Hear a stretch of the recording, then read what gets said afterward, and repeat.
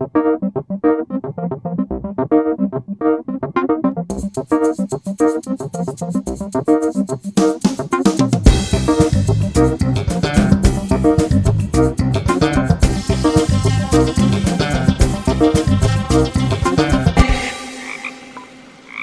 back, everybody. Well, we've been doing some cleaning up around here. We finally got the Monte Cristo open. We had to move a lot of dirt. It's a lot of shoveling. But we got it cleaned out. So right here is the level that we wanted to be at, and this is the overburden. It's about 2.5 to 3 feet. And about the size of a tennis court. So, yeah, it was a lot of dirt. I hope it doesn't do that again. But let's take a look inside here. This was a couple weeks ago when we had it all cleaned up, but we hadn't cleaned the inside of the mine yet, so you're going to see some dirt inside here. But you see it is still draining water, which is kind of odd. Usually we run out of water about July, but since it was plugged up, we've got some water still in here. It's trickling out. And when I was digging this thing out, I ran across this big steel piece here, full of dirt. Once we got it extracted, I realized that was my wheelbarrow. And we'd ripped it off the wooden frame, pulling it out of the ground. It was completely buried. And we also came across this big rock here, a boulder. Let me show you how big it is. Yeah, that's about the size of it. And in pulling this thing out, broke the four-wheel drive on the tractor, so it doesn't work in four-wheel drive now. We parked him, and we'll take a look at him in a few weeks. Right now we got him on weed therapy. Soon he'll go under the wrench and we'll get him fixed again. Poor little tractor. Just to make sure we weren't throwing away good dirt in cleaning out the front of the Monte Cristo, I took this sample and put it in aqua regia and boiled it for a while. This is what we got out of it after filtering it. Got a nice clear yellow color. And let's test it out and see what we got. I'd hate to throw away all that tonnage of dirt and find out that there was gold in it later. So put in some stannous chloride. That's enough. And we really don't get much of a change. Looks like there might be a little bit of gold there, but far too little to make it worth trying to extract it. In the meantime, I've been crushing up some rock and testing it out. Got some rock here and some rock there. And, you know, this has been stuff that I've done over the past couple of days, and most of it just needs to be cleaned up now. But these are our final solutions that we need to test.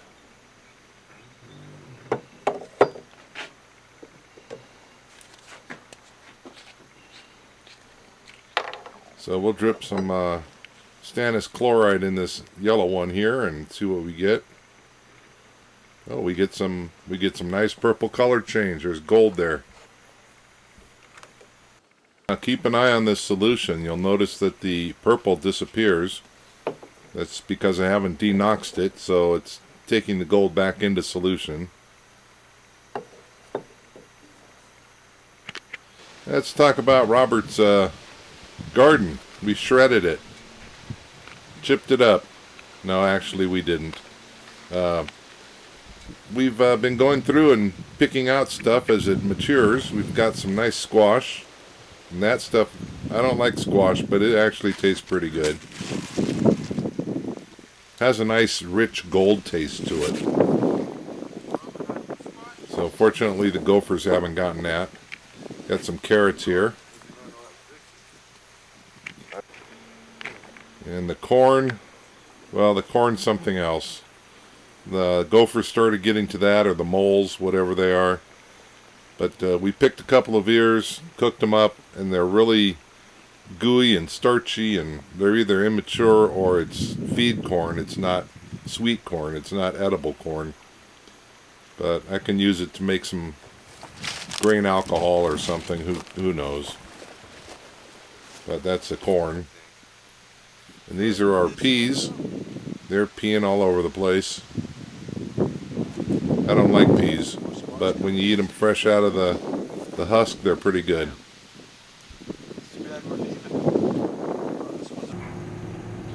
Now, coming home that day, I ran up against this roadblock. Of course, there's got to be an accident ahead. So anytime you see a bunch of stopped cars and a green truck, you know that there's problems. 8.29, advise your units that will be there in about 5 minutes.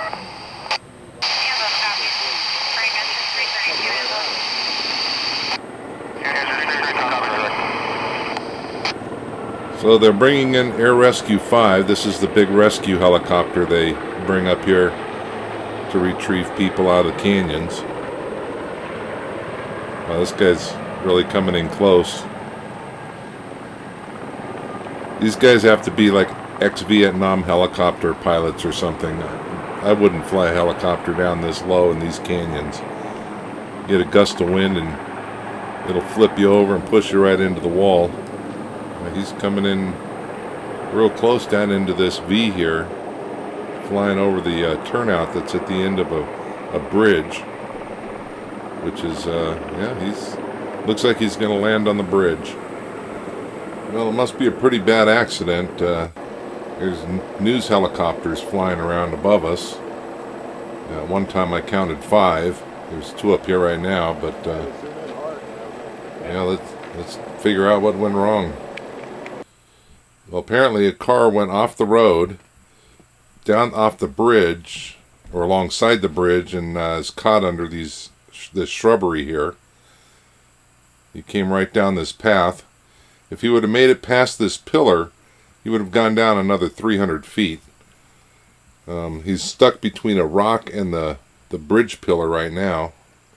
And there's the helicopter landed on the bridge. But apparently he made it out alive. He climbed out under his own power with some assistance from the rescue people. So in this instance, you might say it was a good thing to get caught between a rock and a hard place. I got caught there until about 8 o'clock at night. I finally had to turn around and go back all the way through Palmdale.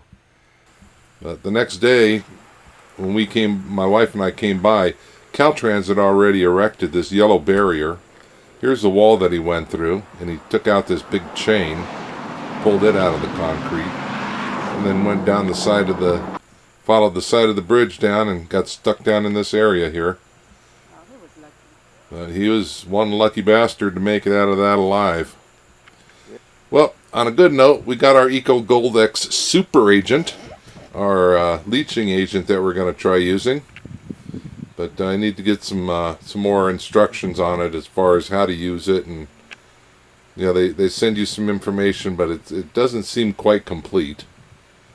So we need to make ourselves a little mini leaching system to test it with. We're going to use a couple of 5-gallon buckets. We're going to take the top bucket and use a 3/32 diameter drill bit and drill a whole snot load of holes in it. It's a lot of holes. It took me minutes to do this. But let's take a look at this. I'll hold it up to the light and get the camera pointing in your direction. There's all the holes. But hold it up to the light and you'll be able to see them a little bit better. There you go. Yeah, I could have done that with a shotgun. It'd have been faster. Oh well. So we got our holes punched in here. The idea is we're going to have this bottom bucket with the pump in it with a black rim. The black rim only keeps the buckets from sliding in too deep into each other. So this is a little $8 pump I got on the internet. And it has a safety on it that if it runs low on water, it automatically shuts off. so I don't burn the pump up. So we stacked our bucket with the holes on the top and have our pump in the bottom bucket, and the idea is that the dirt will go in the top bucket, or the ore will go in the top bucket. The leaching agent will drip down through the ore, go through the holes, and then back down into the bucket, and then be recirculated, I should say. So let's see, yeah, it's pumping pretty good. I mean, for that little pump, a little $8 pump, that's really doing a good job. And it's 12 volts. I have to build this unit to be all battery powered, solar panels. I don't have power that I can run 24/7 up here at 120 volts. Now, I took this paint strainer and I put it inside the top bucket to help keep dirt from falling through the holes or plugging up the holes. But first, before we put this in, I'm going to cover the bottom with pea gravel just to keep things off the bottom, keep it from plugging up holes. We want the best flow that we can get. We don't want any stagnant solution. So this is just pea gravel that I got at Home Depot. Put in 4 scoops. Once the ore is finished leaching, I can run it through a sieve, 1/4-inch sieve or so, and get my rocks back.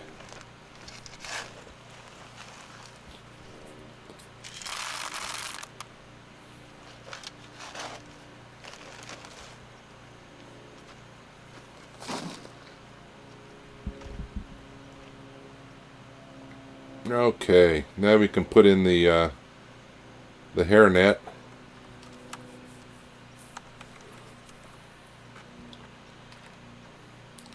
And that should keep the ore from, the small particles of the ore from washing through the bucket down into the lower bucket and plugging up the pump.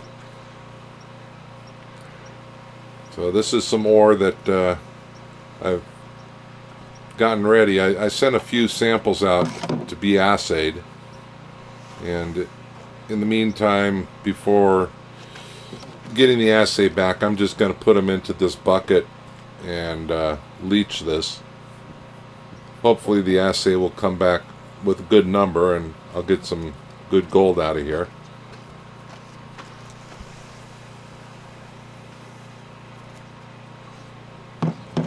So some of that was from the stream and some of it was from some quartz in the Monte Cristo mine that we pulled out.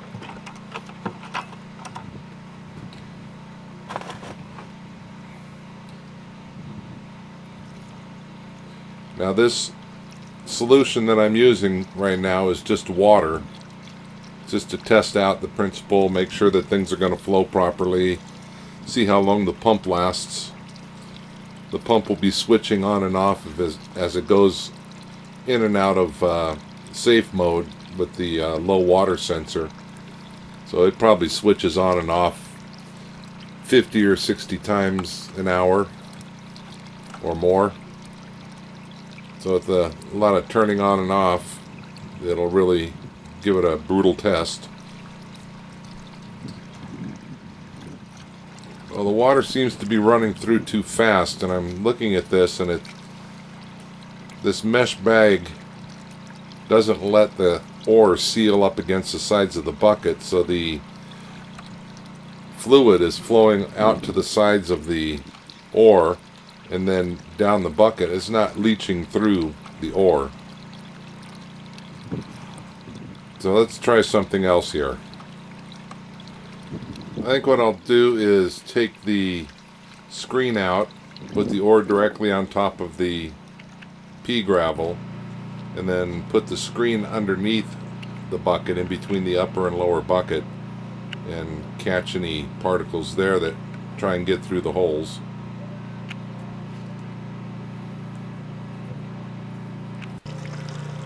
Yeah, that lets the ore seal right up against the bucket, and we should get flow through the entire surface there.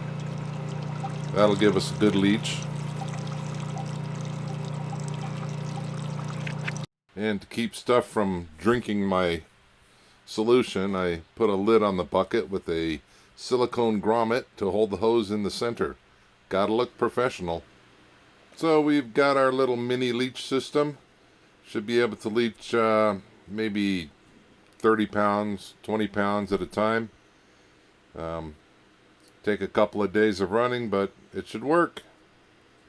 So on our next video, we should have the Eco Gold X all mixed up and ready to go. I'll recap this build so that we can keep current. And until then, see ya!